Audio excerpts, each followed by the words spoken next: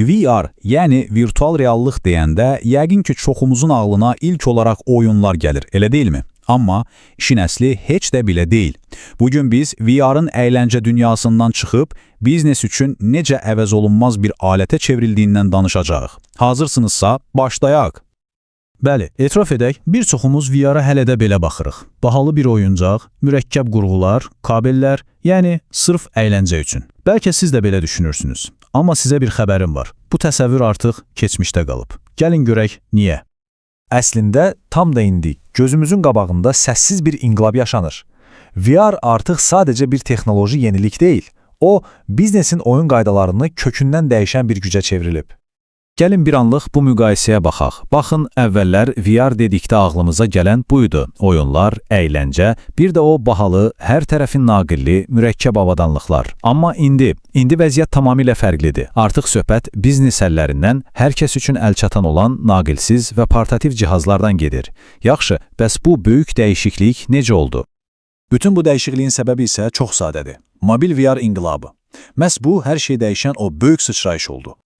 Bəs mobil VR nədir? Gəlin sadələşdirək. Təsəvvür edin ki, içində güclü bir kompüter olan naqilsiz bir eynək taxmısınız. Vəssalam, heç bir kabel, heç bir xarici kompüter lazım deyil. Sadəcə taxırsan və virtual dünyaya daxil olursan.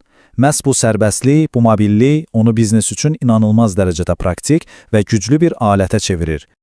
Və bu texnologiya artıq xəyal deyil, tamamilə əlçatandır. MetaQuest kimi, Pico kimi, Lenovo kimi böyük şirkətlərin istehsal etdiyi cihazlar sayəsində VR artıq milyonlarla dollarlıq büdcəsi olan nəhəng korporasiyaların yox, demək olar ki, hər bir kiçik və orta sahibkarın belə əldə edə biləcəyi bir texnologiyadır.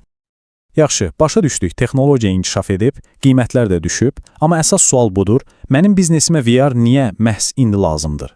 Gəlin bu məsələnin dərinliyinə gedək. Gəlin hər bir biznes sahibinin, hər bir rəhbərin baş ağrısı olan bir məsələdən başlayaq, təlim xərcləri. Həm bahalıdır, həm də çox vaxt aparır. Düzdürmü? Bax, VR məhz bu problemi kökündən həll etmək üçün inanılmaz bir fürsət yaradır. Baxın, bu cədvəl hər şeyi çox aydın göstərir.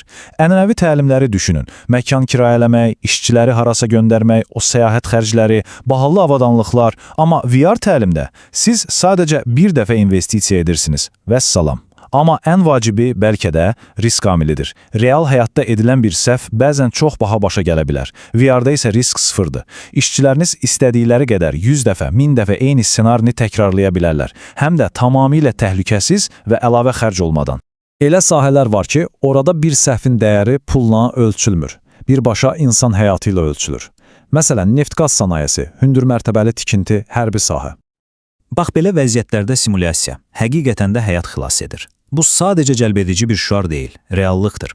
VR sayəsində işçilər ən təhlükəli, ən kritik vəziyyətləri heç bir risk olmadan virtual mühitdə dəfələrlə məşq edə bilirlər. Nəticədə isə həm şirkət böyük itkilərdən qorunur, həm də ən əsası insanlar sağ-salamat qalır.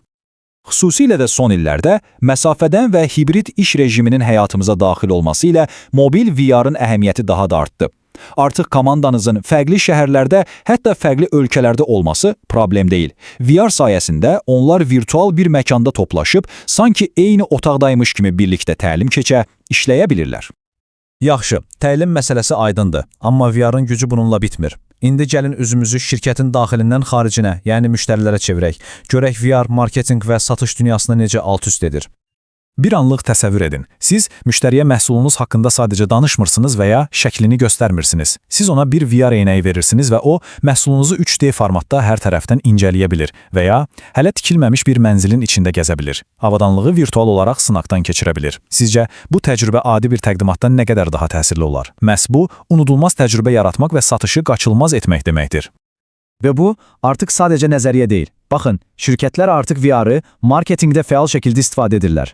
Ən böyük pay, gördüyünüz kimi, immersiv məhsul demolarındadır. Amma virtual tədbirlər, 360 dərəcəli reklamlar, virtual sərgi salonları, bütün bunlar artıq yeni marketinq reallığıdır.